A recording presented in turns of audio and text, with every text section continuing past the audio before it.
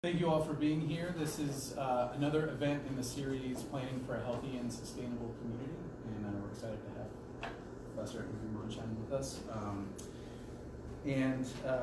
We are kind of doing a hiatus on this series over the holiday break, but then we have to continue it in January. So thank you all for being here, and thank you to Professor Mondschein for being here. Andrew Mondschein is an associate professor of urban and environmental planning at the University of Virginia School of Architecture and associate dean of research. He studies transportation systems and travel behavior. In his work, he seeks to foster equitable, sustainable accessibility in cities and regions. His research addresses multiple modes, including walking, biking, which is great for this crowd, micromobility, transit, and vehicular travel. Andrew teaches a range of transportation courses, including Introduction to Transportation Planning and Policy, Transportation and Land Use, and Transportation in the Environment. So let's give Professor a thank you.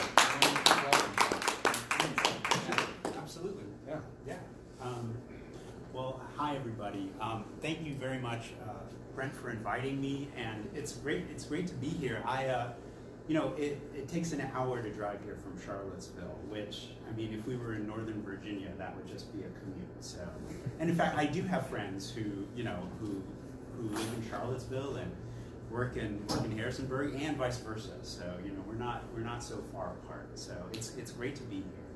And really, what I'd like to do today is, I definitely have slides, and talking about parking, and that's kind of the mission for today. But to a great degree, I would love to have a discussion, and hear what some of the issues are, and just understand what they are, and talk about how you see these issues.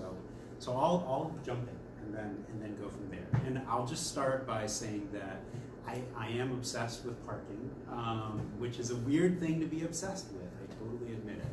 But I went to school.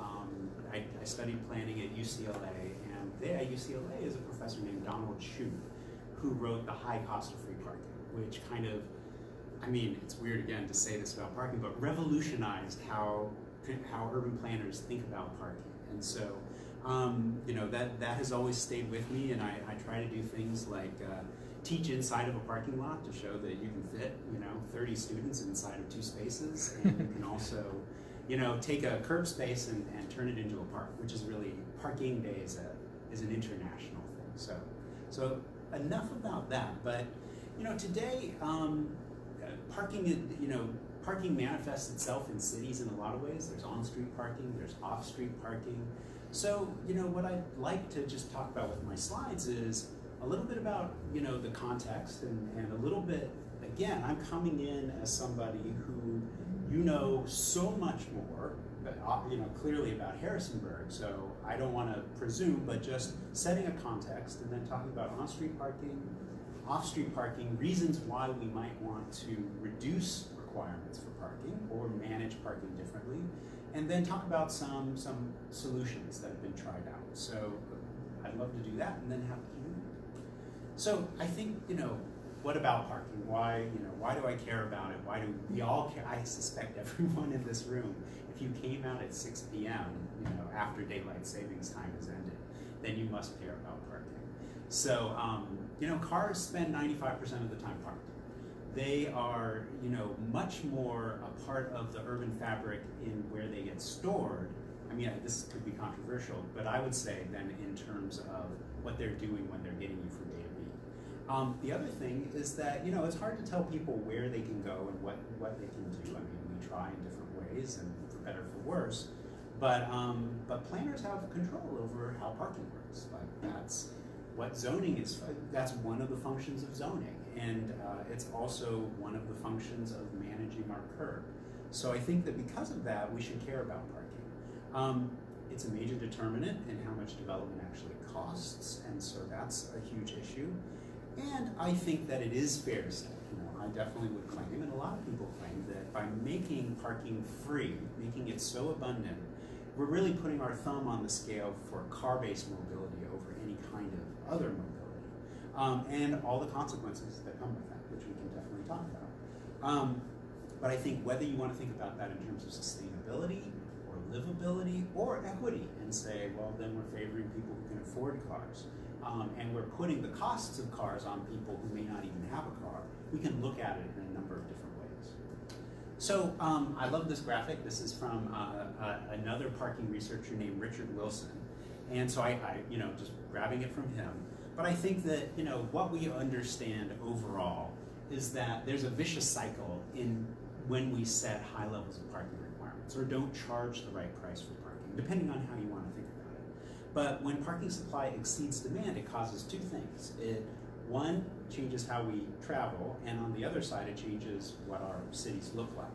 So certainly, starting on the right here, when we require developers to supply excess parking, that lowers site density, which means that land value is also lowered because you can't get as much out of a square foot of land as you would otherwise.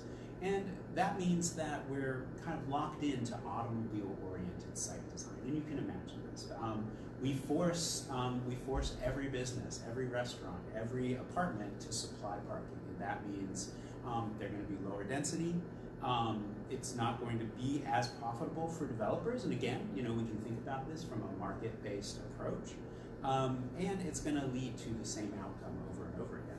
And then on the other side, if we make parking free or we make it easy, then people are going to choose to drive whether they, it's going to be easier to choose to drive. And this is, simple economics. This is just, well, if the cost of something is lower than it otherwise be, then we're more likely to use it and use more of it. That means commuters park for free. People drive more, not just for commuting, but also for getting wherever they want to go. And in the end, we end up with low-density, auto-oriented urban form. And of course, in Harrisonburg, and where we are right here, as in so many American cities, we also hollow out the existing urban fabric often. And that's a consequence that we have to think about. And of course, the consequences of driving, more driving is congestion on the streets, which nobody likes. Air pollution, which is still an issue. We're not all electric vehicles yet, and we can talk about that if we want to. And then, of course, energy consumption and social issues as well. So, thank you, Brent, because you sent me some info coming in, and I think I don't know exactly where we are on this, but that's downtown. The one on the left is downtown. Right. This one is downtown. And that one's the mall. That's the mall, and malls are malls. So two different eras of development. But the fact, I think, that the downtown doesn't look that different from the mall when you look at least spaces devoted to parking tells you something, and it tells you about the last 60 to 70 years of urban planning, not just in Harrisonburg at all. It's great to see Harrisonburg, but it's a lot like where I'm from, Kansas City. That's where I grew up, and its downtown is completely filled. We can hope it's changing. I mean, there is change, right? Things are changing, but I think it's a lot like this. I thought we would bring this in just to bring it in. It doesn't necessarily tell us everything, and it's not. The world doesn't float from vehicle ownership, but I thought it would be interesting to look at the fact that actually in Harrisonburg, it is true that most people in the city, and this is in the city, own vehicles. So most housing units do have a vehicle available. But there is a significant percentage of the population in the city, particularly on the renter side, that doesn't own a vehicle. And there's plenty of households that own maybe just one vehicle.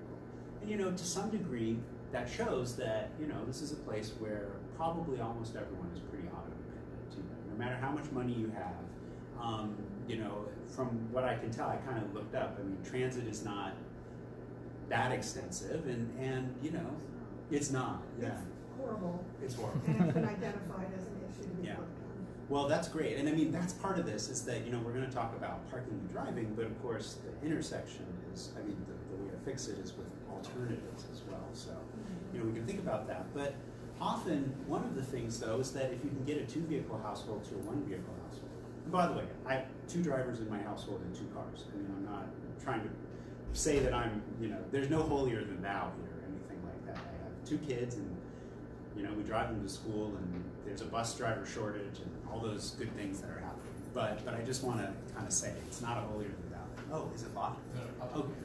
Yeah, somebody's coming in. So, okay. So that's just a little bit of kind of context and you know, me trying to, you know, thanks to Brent, you know, understand a little bit about Harrisonburg.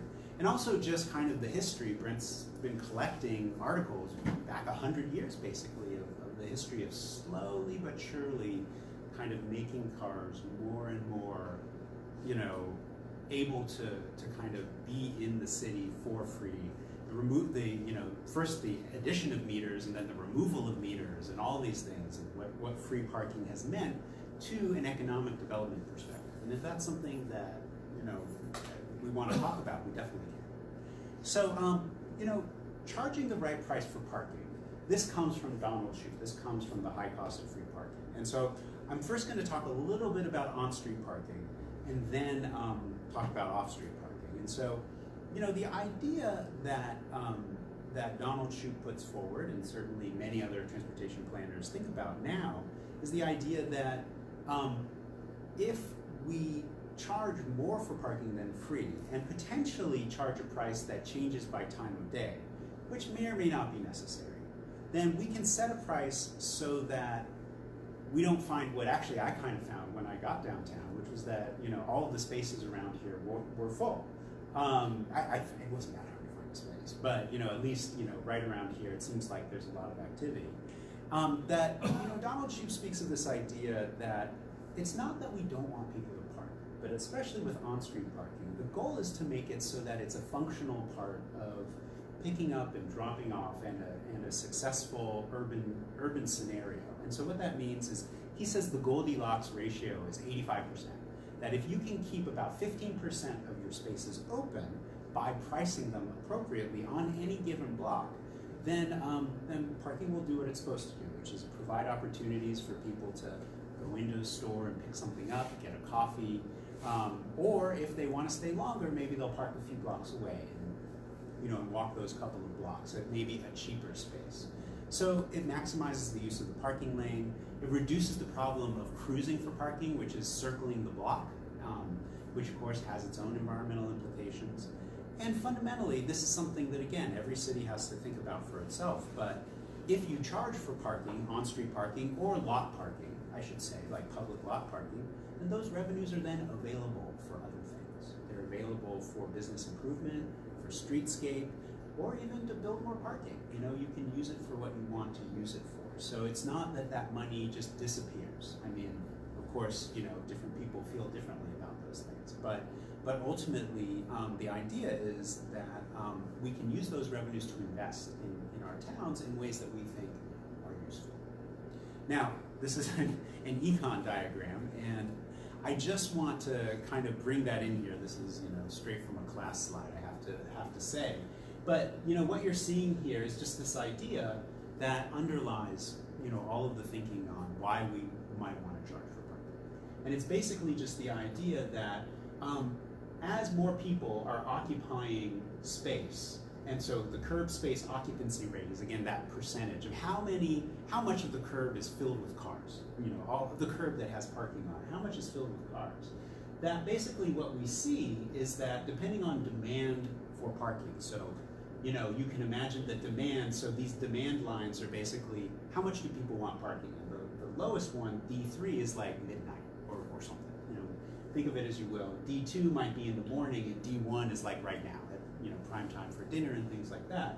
And what we see is that if you actually charge so that your occupancy rate remains at 85%, you're going to need to charge something. First of all, almost any time of day, and you're going to need to charge more when demand is higher, and that's all that is. I mean, it's nothing but a graph that's saying, you know, if demand is high, you need to charge more to manage the occupancy of the space.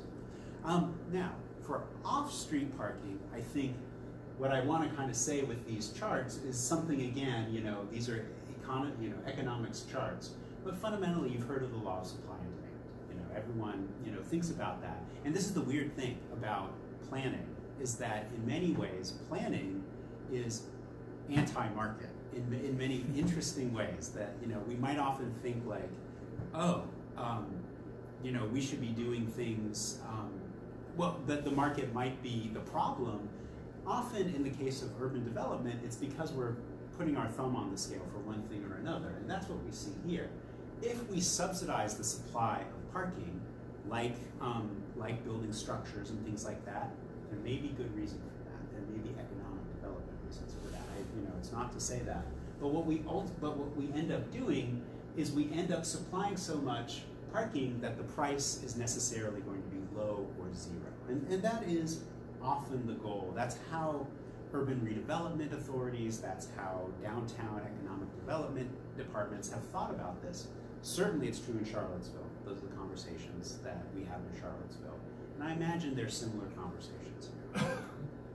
Now, in Harrisonburg, I just went to the zoning code to kind of look at it and to kind of understand it. And it looks like, there are some pretty straightforward parking requirements for off-street development. I'm sure downtown it's more complicated. I'm sure there's a lot of, again, special, all kinds of variances and things like that occur. But, I just wanted to lift this and, to say a lot of the conversation that's happening right now and what I, will talk about is that in some cities, some very urban, some cities that are actually pretty small, I'm just blanking on it. Somebody was saying that Lexington, I don't know if any of you have read this, so if I'm wrong, I really apologize. But I was teaching today, and one of my students said, Lexington just got rid of their parking requirements in their zoning code. So this is, just down 81. I don't know if that's true. So if I'm wrong, please strike me. But I got that from a student. But so everything from Lexington to like Buffalo to Santa Monica, so big cities, expensive cities, and cities that are not so expensive, have all been saying, why do we do this? What's the point? Maybe we can let developers decide what they need to do.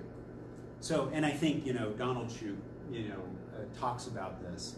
There's a lot of really amusing requirements, like minimum parking requirements. The way they are set is pretty remarkable. So, these are all from real zoning codes all across the United States, and I don't know that the one here looks quite like this, but a barber shop, 2 spaces per barber. I'll skip the top one. We won't go through all of them, but I do. Swimming pool is great. Yeah, that's a great one. Per gallons of water, that's a standard. Why not? But I like the nunnery one, 1 space per 10 nuns. Versus rectory, 3 spaces per 4 clergymen. I don't know. There's a gender thing going on there. It's kind of interesting. But these are all real. These are all real. And so, the idea is why? How do we even know these things? And I won't go into it, but the Institute of Transportation Engineers, I won't show a slide on it. The Institute of Transportation Engineers has data that kind of backs up many of these standards. However, those data are often like 3 observations at one time of year. And really, it's not good science. These are just simply numbers that feel right. And again, I think the other problem is that if you require it, you basically are by fate. You are basically willing this to be true in some ways, because then by providing free parking, that means you are suddenly saying, yeah, come here, park your car. And the business is not necessarily going to be more or less successful. There are many ways people deal with parking, especially if the city helps. And again, things like city structured parking are not bad things. Shared parking is better than not shared parking, let's put it that way. But these are all kind of very precise requirements without real reasons behind them. So this is an analysis from Charlottesville, and I want to kind of get to some of the consequences of requiring more off-street parking, that not letting developers decide to some degree how much they want to provide. And by the way, I think that's important to say. When a lot of people are talking about getting rid of minimum parking requirements, no one's saying maximum parking requirements. Now, I don't know if you are. Maybe you are, actually. So we can talk about that. But yeah, Might I be mean, radical to the yeah, this is, crowd. I mean, that's London, that's San Francisco, maximum, maximum parking limits. That's next level. But we're not there yet. Certainly not in Charlottesville, and I don't know about Harrisonburg. But you could be leapfrogging over most of the United States. But what I would say is that this is analysis by an economic consultant, and what it shows, without going into too much detail, is basically that reducing the number of parking spaces required per unit makes it far more feasible to develop affordable housing. And that's no surprise. I mean, again, for all the reasons we've talked about, and I'll show you a little bit more data on this, but the difference, the difference between what you can develop, depending on the level of subsidy and all of these things, is always going to be larger when you don't need to provide as much parking. Again, this is the other thing. These are not as Donald Shoup said, it's not rocket science or anything like that, when we talk about this. These are pretty obvious things, but reminding ourselves of the consequences of what's important. So, I think, important to say the cost of parking is really high. I mean, to build parking, surface lots are, these days, this is, data from 2018, so with inflation, what it is, everything is more expensive, but and the value of land is higher, but $5,000 per space surface lot, $20,000 per space with an above ground garage, and if you want to build below ground, you're talking about $32,000 per space, which is just an amazing thing to think about. Like, how expensive is that, and what else could you have done with those monies? Whatever the cost per square footage of even building an apartment, even if it's $300 per square foot or whatever it is, you're exceeding that in many ways with these garages. So, I think overall, multifamily developers therefore are forced to oversupply parking, and those costs get passed on to tenants, and therefore housing is more expensive than it otherwise would need to be. Now that doesn't, we don't need to, or we can talk about other issues of why housing is expensive, but the requirement to supply parking, even in dense, like downtown neighborhoods, or neighborhoods where walking and biking and even the possibility of transit is real, because there's no, most cities don't have ready-made exceptions for walkable, bikeable places, transit-oriented places. We can, but we don't. If you allow that, you can build much more affordably and densely in these places. Now I think the other costs of having minimum parking requirements are again, we've talked about buildings get more spread out. That means it's harder to walk and bike. So again, the more spread out things are, the harder it is to walk and bike, the less people walk and bike, so the more they drive. And it's a vicious cycle, as we talked about. It reduces trees, and so because you're devoting so much to parking, and therefore the urban canopy is reduced and temperatures increase. And that's what these data are, again, thanks to Brent. And that is actually the work of a Bridgewater College student that great. did a heat study or something. Yeah. Of the city. I just went to the Bridgewater Sustainability Fair where they presented that, and they made a partnership with the Harrisonburg Urban Wood Program to plant trees. Oh, that's great. Yeah, Yeah. it's wonderful. That's fantastic. Yeah, and I think that the fact that all this pavement causes, leads to heat island effects and leads to the health issues that are associated with that, I think is worth remembering. And of course, if we're inducing driving, we're inducing crashes, and we're allowing more cars to get on already congested road. I always wonder if they're talking about Manhattan, New York, not Manhattan, Kansas, but Manhattan, New York. When we talk about urban planning, is kind of like, going to the extreme case. But, I happened for a couple of years after, when I was finishing my PhD, to have an opportunity to live in New York City. And I lived in a neighborhood called the Upper West Side, and it's really dense. The buildings are really tall. I lived on a street where, every building touched the next building over, and the buildings were all, at least 12 stories tall. There was never any traffic on that street. There were never any cars on that street. And I know this is an extreme case, But it is not true that density causes traffic. It's true that cars trying to get to places that may be dense. So Times Square, where there's a lot of people coming in from New Jersey and the suburbs, and again, this is the world we live in, was very congested. But where everyone is walking or taking transit and living incredibly densely, that traffic's not there. And again, this is this kind of idea that we blame density sometimes for things that are not really density's fault. They're the fault of the fact that we require people to drive to dense places. Yeah. I lived in San Francisco for 5 years and didn't have a car. Didn't Yeah. miss it. I took the cable car to work. Yeah, and you took the cable car. Well, that's very classic. Yeah. Not every. I mean, that's like too Well, long. I mean, that was the sort of Yeah. scenic route. I could take It's fun. an electric bus to or walk. Oh, yeah. I mean, any of those. I just got around. Yeah. And they had a rule that to go condo, a building had to have an indoor parking space for every unit. To go condo. So we had an apartment that was not in danger of going condo because there were 2 spaces. But That's I think ultimately somebody bought it and made 2 large units, whatever, I don't know. Oh yeah, so that they could Yeah. go. Yeah, exactly. So Well, they had a very big street congestion problem, so they solved that by making the developers have the indoor parking.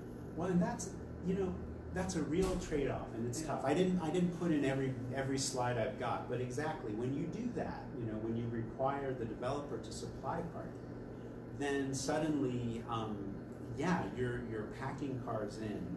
You're potentially cutting the curb. Like if it's San Francisco or Philadelphia, you're cutting the curb over and over again, and you're taking out street parking because the code requires that each unit have a parking space associated with it. I'm not saying that's what it was here. It might have been off an alley in the United States. Now, I kind of already alluded to this, but I don't have so many slides, so we're getting there. But I think no minimums does not mean no parking. It simply means allowing developers to decide. And the data is clear that if you remove minimum parking requirements, developers are going to do what they think is right for their development. They're going to supply parking if they think it needs it. And we may or may not agree with that, and that's what parking maximums are about. But at the same time, it does mean that people who think that their clientele, and we want this, we want to build affordable housing or mid-level, mid-range housing, they don't need to supply so much parking. And if people want to supply, want to build a luxury development with two spaces per unit, they will do that too. The removal of the minimums doesn't stop them from doing that. So, yeah. Okay, go ahead. What do you think of the model, I don't know where this might come from, but just an idea, that as well as renting your apartment, you rent a space? Decoupling, yes. Okay. Yes. So that way the people without cars aren't subsidizing the people that do. That's a great, yes, 100%. I think that's a really great idea. And, it's not mandated a lot of places, but I think it's that logic, it's that basic economic logic of saying, why make people pay for something they don't need? Why not fundamentally make those two things separable? Separable costs, and if you want a space, you pay for the space. And if you don't want the space, you don't have to pay for it, and your housing is cheaper. I think that's a great idea. I mean, and it's one that exists in many places, but right now, most multifamily developers in the United States don't do that. They don't do that, and they usually aren't forced to do that. So yeah, I think it's great. I think that's a great solution to one of the problems of the way we force people to take on the parking, and then say, well, once you have the space, why not use it? It's either for that, or I guess, a lot of storage or something like that. But that's probably not over. So this is just a chart from Los Angeles where they got rid of minimum parking requirements in their downtown area. And what this shows, I won't go into it too much, but fundamentally what happened was that the parking spaces supplied per unit were actually supplied at a rate, I think this is important to say. So basically, the developers either supplied on-site parking spaces or they supplied parking spaces in the neighborhood, which is, another thing is you can decouple the structure from the building itself in some places, which makes it a little bit easier. But what the chart is really showing is that people on average supplied less parking than the minimum parking requirement standard when it was removed, but at the same time it wasn't tremendously less. There was still parking being supplied. And in Buffalo, New York, where they've had it's been about 4 years since they got rid of minimum parking requirements, they found similar results. And I'm just trying to provide results. This is a pretty new thing, but right now we're seeing that developers are making their own choices, basically. So what are the implications? So we're getting there. What are the implications of providing less parking on the good side? Well, I think, first of all, we just need to ask this question. Are we providing access if we get rid of parking? Can people still get where they need to? And what are the alternatives that we are supplying what are the alternatives to always having a vehicle available? And I think that we can ask ourselves that question. I think a lot of people have found ways to get around without a car. It's harder in places where the car has become super dominant. But even things like walking and biking and then taking an Uber when needed or hopping on the bus when needed are possibilities. Fewer spaces can still be shared spaces, and so I think that's important to remember. Mixed-use developments can balance residential and commercial parking needs, and managing parking by district rather than by parcel, which is not foreign to anywhere, including Harrisonburg, are things that can start to solve the problem. And of course, as you were saying, the other side is we do need to provide alternatives at the same time. And some of this is a chicken and an egg problem, because if you're building your streets for cars, then you might not have bike lanes. You might not have the kind of infrastructure you need to make the alternatives possible. But we should be making walking, biking, transit, and car sharing and ride sharing easier to do. And if we do that, then we might imagine that we can deal with providing less parking. We give people alternatives, basically, to parking and to driving. Now, I don't know. Let me just ask, are there residential parking districts? Mm-hmm. Okay. I imagine there would be, because it's a college town, and so.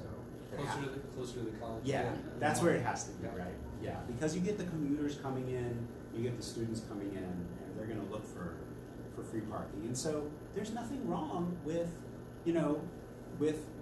determining by district who can park on a particular street. A lot of times, we talk about not in my backyard. A lot of people get worried about what's going to be built in their neighborhood. I think it's not wrong to say, well, the streets on your space, we're gonna protect those from the development that's happening on the commercial street there. It's not always. In a perfect world, we wouldn't need to do that, right? But I think that in places that are trying to transition to more dense development with more multifamily and more developments with less parking, it's reasonable to think, well, maybe we can face real politics, basically, and protect streets where people are worried about what's going to happen to their ability to park. Again, equity means we think about who benefits from this and who doesn't, but I think that's out there. I would say that another thing is that once we really start unpacking this, we can be more flexible with parking and streets than we are today. One of the things that, comes up is the fact that, the curb is no longer just for parking. We're talking about on-street again. The curb can be for a lot of things. It can be for food trucks. It can be for restaurants. Outdoor seating during COVID, of course. Did that happen in Harrisonburg? Yeah. Yeah. Is it gone, or is it's still there? Good. Well, that's great, because the evidence was that it actually helped the restaurants. Like, they make more money, and people like sitting outside. Maybe not in December, but for much of the year. What? Some of us do. Some of us do. No, I know. Yeah, exactly. I've actually grown to like sitting outside. It's actually really nice, regardless of you know, whatever status of health or whatever's going on. But I think that, you know, fundamentally, this is from Seattle, and what they've done is they've outlined their every single curve, and they've thought about, well, what's the context of this curve? Is this curve just for parking, or is this a curve where we're trying to maybe increase green levels? Like this is a heat island, and we need more trees. This is a place where there's a lot of businesses on the street, so we need to reserve spaces for commerce, for again those restaurant seating things, those restaurant seating islands, I guess. I'm thinking what to call them. But that storage, the idea of just letting parking be what our curve is about, is not always the priority. Now this is Seattle, and you know it's a different place, but I think that idea that we can prioritize what we want to do on our curve, and it's not always necessarily parking, is something that we can think about. All right, so you know, to kind of conclude, I think, you know, we talked about parking districts. We talked about on-street parking and charging the right price. And we talk about more and better transportation options. And I think if you do all those things, then you can also think about the land use and building more densely, building in centers. You know, again, this shows my lack of knowledge, and you know, maybe I should have, you know, dived even deeper into the Harrisonburg's plans, but you know, for how transit can grow, how it can connect centers, and where those centers are, and whether development can occur more densely. If you know, it's a little bit like walking and chewing gum, that whole problem. But if you can do all those things at once, you can really present a set of alternatives that can work really well and meet a lot of goals for affordability, sustainability, you know, and of course, reducing congestion all at once. So those are my slides.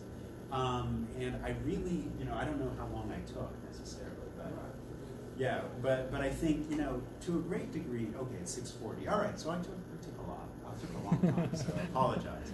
But what I really love to do is, yeah, kind of talk with you and learn more and see what's going on and, you know, what direction you're thinking of heading in, or what you're pushing for. Just so you know, I wanted to identify the woman who's asking you questions. She's on our city council. Oh, it's great. Great to meet you. Yeah. So it's good to have a city council member who cares about parking. Yeah, thanks for coming. Yeah. And the chair of our planning commission. Yeah. Also on planning commission.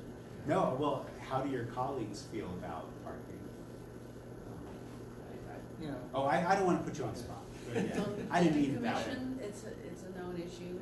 Council hasn't paid much attention to it yet. I think that it will Two new come. council members. That's true. We got 2 new council members, yay. And I think it will come to the fore when we get to dive back into the zoning and ordinance and rewrite. The city council, the city staff actually, the city did institute a 4-hour parking limit in the garage instead of 10 hours. Oh, wow. And you can imagine the uproar, especially from businesses who said now they can't afford to pay for their employees to park there, and what about commerce to our businesses and so on. I think people have sort of gotten used to it, right? I mean, yeah. It isn't 4 hours. Yeah, So that's true they too. reduced the number of just free-for-all parking. Right. Created a permit. So, yeah, I guess that's it. The permits are what the businesses would have to pay for, is that right? That's interesting. Yeah, I think there's the two, obviously, you know, city council, and a lot like Charlottesville, there's a lot of similarities. Yeah. You know, I think it was in 2005 when they cut off all there used to be parking meters downtown. Right. And they chopped them all off. Yeah, you sent me that. I think it was during a time when they were like, downtown's dead, we need to bring business back, and so I understand why they did it. But the big thing that's not under the purview of the city is the university. Yeah. And every time they build a new parking deck, of which each spot I believe is $23,000. That was the cost. Oh, well, when you divide it. Yeah, that sounds right. So if you graduate with $15,000 worth of student debt, that's like 2 parking spots. And Wow. but, Yeah. you know, and the Yeah. bus ridership drops. Yeah.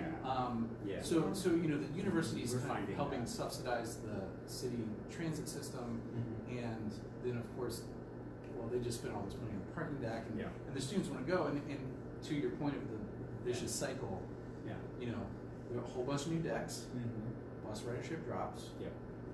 then if you search right now, Twitter @JNU parking, Mhm. just do a search. Yeah. And you'll see people just cursing out the university. I paid for a parking pad. I can't find anywhere to park. Mhm. And I was talking with my friend Art Stoss, who is on the side, moonlights as a bus driver for the Yeah. city. Yeah. And you know, his idea was just take the primo parking deck and just make it like an HOV deck. So you can't get in this deck Mhm. unless you have 2 occupants. That would eliminate the parking problem Yeah. very quickly. Yeah. Wow. Yeah. No. But you know, there's probably no political will. Probably not, and that's a university decision. Yeah. But yeah, that's really interesting. Yeah. That reminds me of when I was teaching a class at JMU in technical writing in the computer science department. And I would say, make a proposal. And after a while I had to say, and not about parking. Every single time, half the class would be complaining about parking. Wow. So I made, well, not half, but you know, Yeah, each no, one I of the understand. groups had to do a proposal, and 2 or 3 of them would want to do parking. Yeah. And it was always, we need more parking. Yeah. And I finally said, think outside the box. What are alternatives? And the most creative one I heard was build a subway. Well, yeah, that's true. Right sizing the solutions is important. That shows real enthusiasm. Yeah, really. Oh, that's interesting. So I think everybody in the room may know this, but we have an organization called Faith in Action, Yeah. which is all the faith communities. I think Charlottesville has a Faith in Action. Oh yeah, as well, absolutely. right? Yes, they do. So they identify Colleague James, right? transportation and the fact that we're a child care desert. Mm. Those are the 2 issues they're working on for the next year. Wow. So they're starting to look at proposals Yeah. to improve public transportation That's so that we can deal with some of these issues. And these things need to be coordinated. That's really interesting. I will say, from the Charlottesville side, I met with, you know, the faith, you know, our faith community doing the exact same thing, and they decided to focus on transit as well, and kind of, you know, put it to, I you know, attended the meeting where they presented their ideas, you know, really tried to get the city councilors to commit to fare-free transit, extending it, because they started fare-free transit.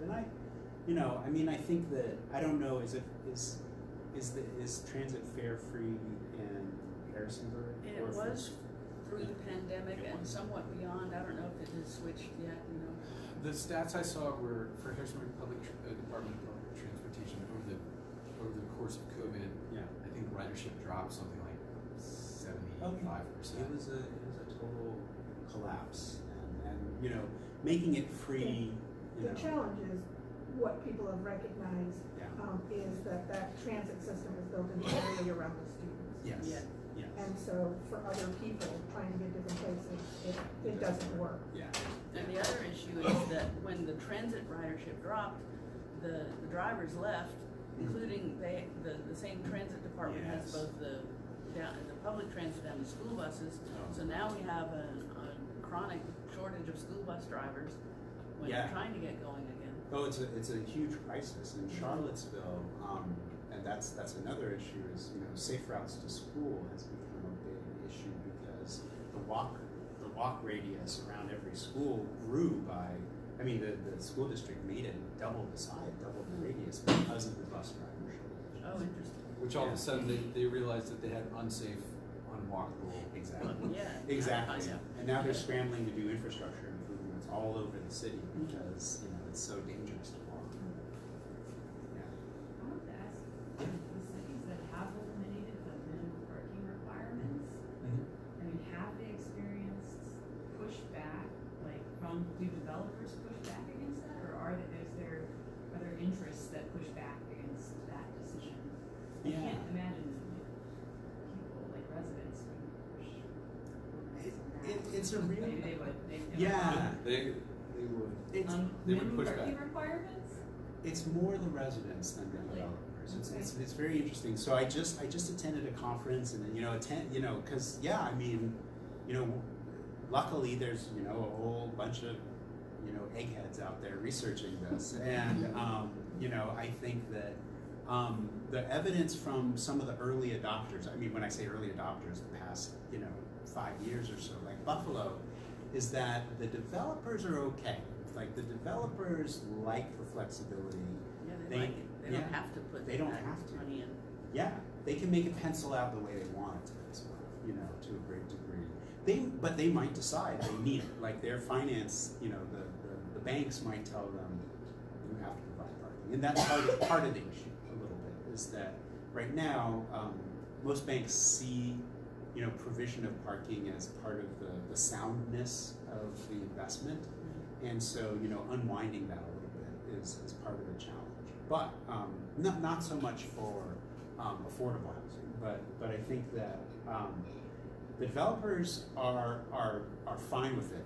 I heard a paper that somebody gave just about that. This is at least in Buffalo, but the developers, were okay with it, but there's still a lot of neighbors who are concerned, and I've been talking to some folks in Richmond as well, because they're going through their zoning code rewrite now. So it's kind of popping up all over Central Virginia, and they're going through it, and their biggest challenge are just folks in neighborhoods who see that and feel like they're going to lose the parking space in front of their house, basically, and they're concerned for that.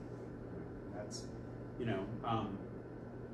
it's something that, again, without alternatives, without management, and I think this is where small area plans and shared parking and investments and other things, and it's hard to do. But I think long-term planning can make it work. The other thing to say that the evidence is all of this, the change is so slow. Development does not. We're talking about a few developments a year. So to do this, it means those developments can be done, and it's it should really have a great benefit over the long run. But nothing's going to change, in 10 years in terms of people losing the bulk of the parking spaces in the neighborhood or something like that. It's just, I think there should be more evidence. There should be more research on that, just to show it's not like you wake up one day and you're in London or something like that. It's just not what happens. It's a slow, gradual change, which gives time for investments in transit and walking and biking to take, to also be implemented to complement this idea. So, and the fact that, it seems like, Harrisonburg, is there a grocery store in the downtown area?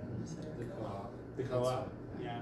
See, so it's about, providing things in walking distance and biking distance and things like that. And if those amenities are there, if those, fundamentals are there, then there can be a lot of people who decide that I really don't need a car, or I don't need it as much as I thought I would.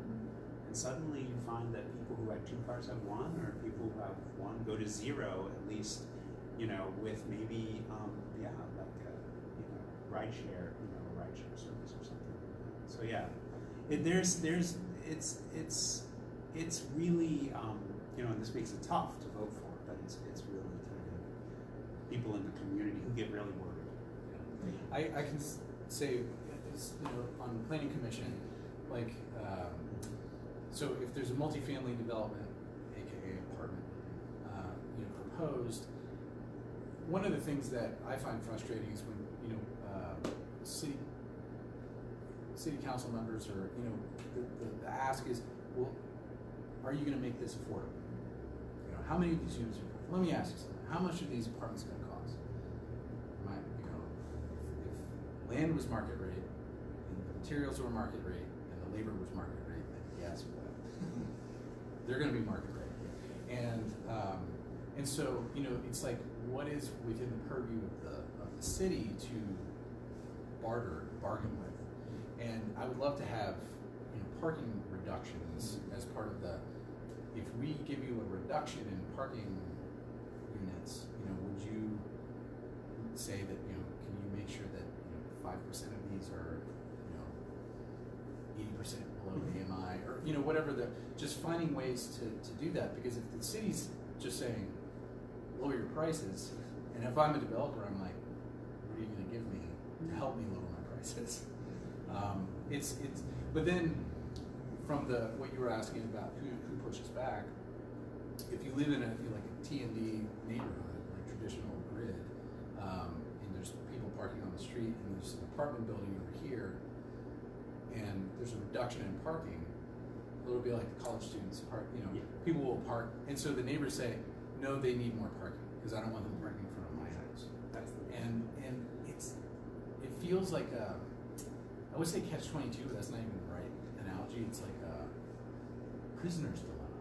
Oh, like it's a prisoner's dilemma of like, I don't want to give up my parking spot, but I don't want other people parking in front of mine, so I'm going to keep my car and I'm going to fight reduction in parking requirements.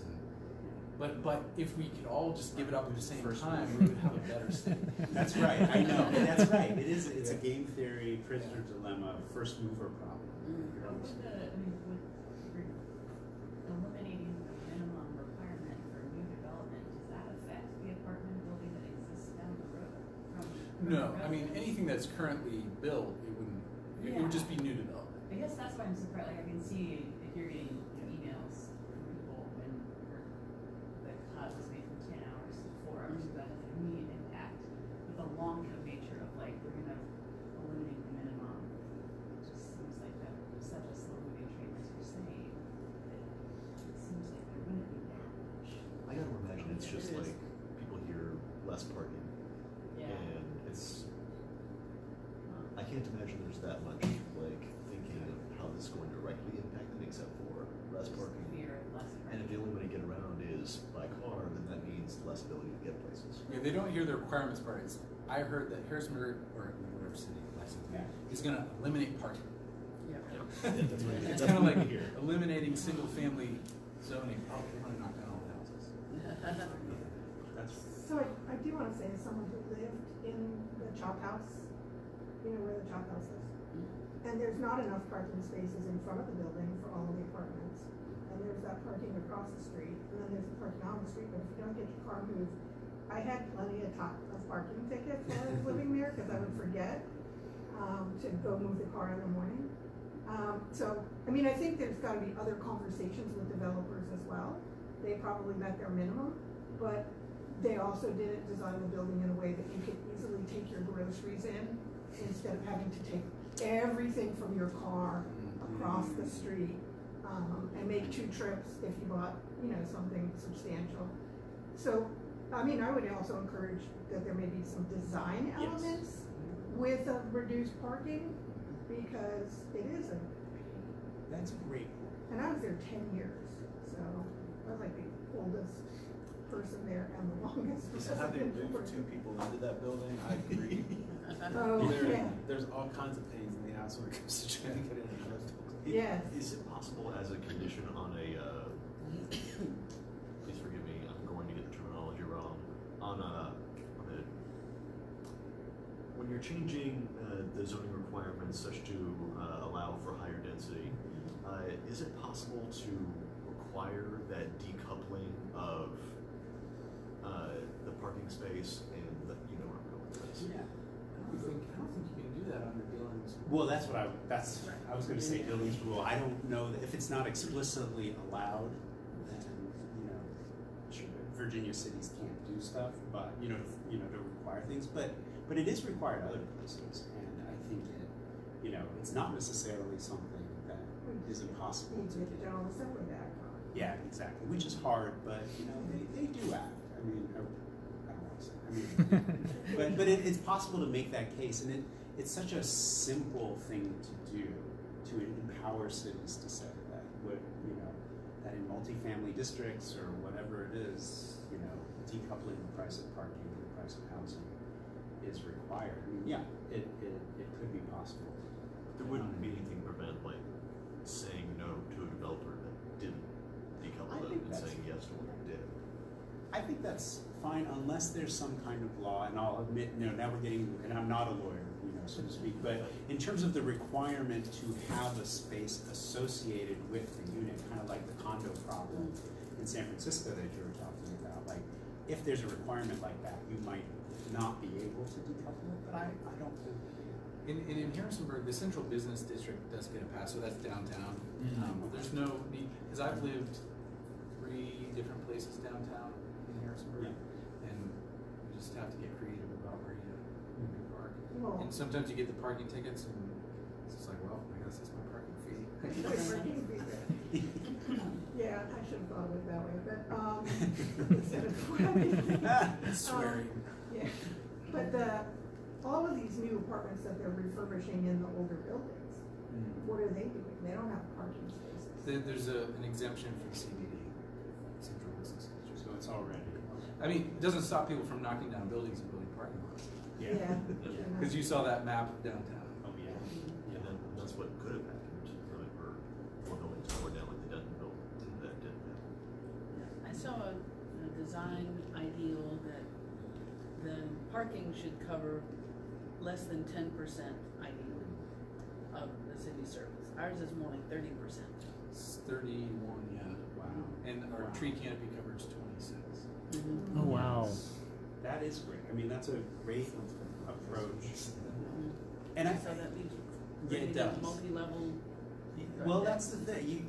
You know, everything costs money, and everything. You know, I mean, there are opportunity costs to all of these things. I mean, you know, certainly if you go, I mean, we're not Europe, but if you go to Europe, they do invest in Yes. underground parking garages in their center cities. It's not like there's no parking. You know, it's not like there's no parking or that people don't drive. It's just simply that it's managed in a way that it doesn't affect the urban fabric in the same way. And it's not the only way to get around it. But so I think you're right.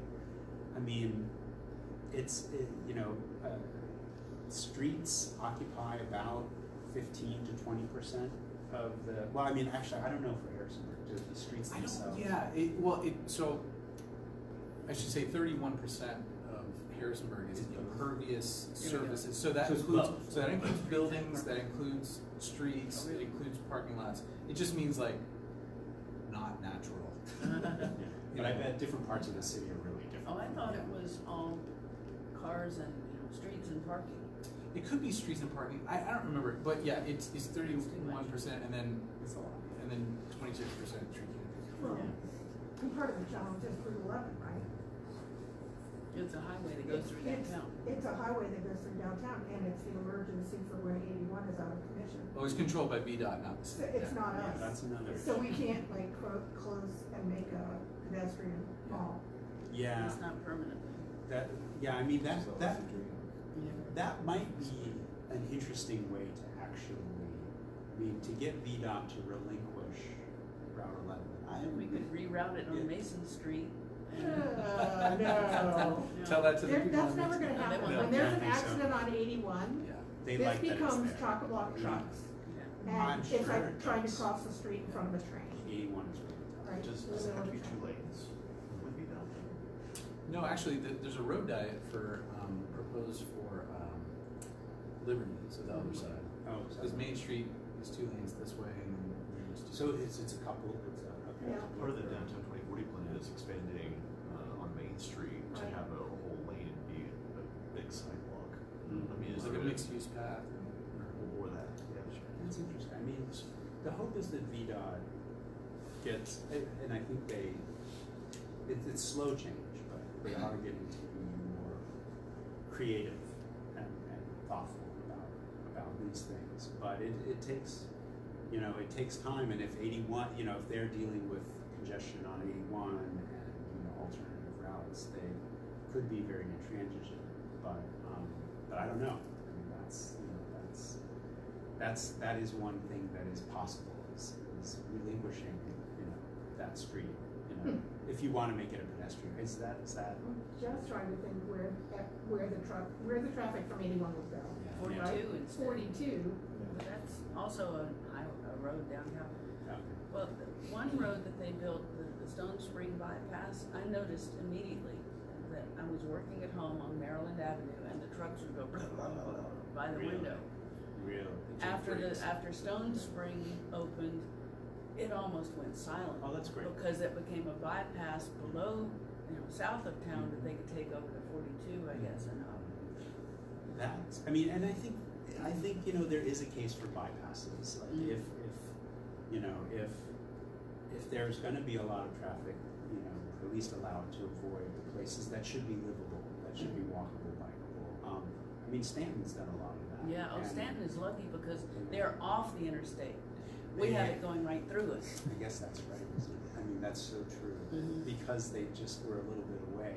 But they have a, you know, they have a good bypass around there. And yeah, I don't know. I mean, then again, this gets into a They lot gotta of work with debates. the county. Yeah. I mean, it's, there's a lot of reasons why good ideas don't, you know, there's always some hurdle or something like that. But yeah. We were talking earlier about JMU, and I mean, JMU is really like, it's the reason why Harrisonburg is as big as it is. Sure. It's also, I get the sense from a lot of people that I've talked to that changing anything with JMU, with parking or housing, is really a black box. So is there something that the city can do or residents can do to engage with them, or is this just a matter of talking to all the faculty at JMU and change things? Or it's the Board of Visitors. Well, maybe they're Board of Visitors, but I actually think that's that's a really critical point, because in Charlottesville it's not that different. The university has come to the table with the city and the county more in the past few years than they ever have in the past. They're sitting on the regional transit partnership. They're doing things, and I think that coalition building. I mean, again, you know, I think it's hard, but I think they're state entities and they can ignore, local governments, but, at least at UVA, they've gotten the message that, they need to be better partners. And so the current president of UVA has made that a priority. And so they are starting to contribute land to affordable housing. They're starting to contribute to the regional transit network. But it's a long-term project. And I don't know. Luckily, I don't know what JMU's current stance is. So, but I do think that actually, as the main employer, it's the number one. Oh yeah. These are two college towns. Their decisions are the ones that have the most impact. What you were saying about parking bags. They have the most impact over everything else. So because they determine how many people work here, they determine how they get to work. They could institute, a way of not having quite so many cars commuting, with park and ride or whatever it is. But, Or more students housed on campus. yes, or exactly, building more housing on campus. Better parking decks. Yeah, exactly. And so now I have two university presidents hating me. I don't know, but I think ultimately, it is very much on them, on the major employers to see these as priorities, because these are they need to work with the communities that they live in, and they should want these communities to be affordable, livable, pleasant places to be. So, and I know it doesn't always feel that way. So. Well, it is a little after 7, and I want to be respectful of everyone's time, including Professor Mondschein has to get back to Charlottesville. So let's thank you. Thank you for that. Thank you. I hope, it was a lot of fun. I learned a lot, so I hope so it was great coming. Thank you.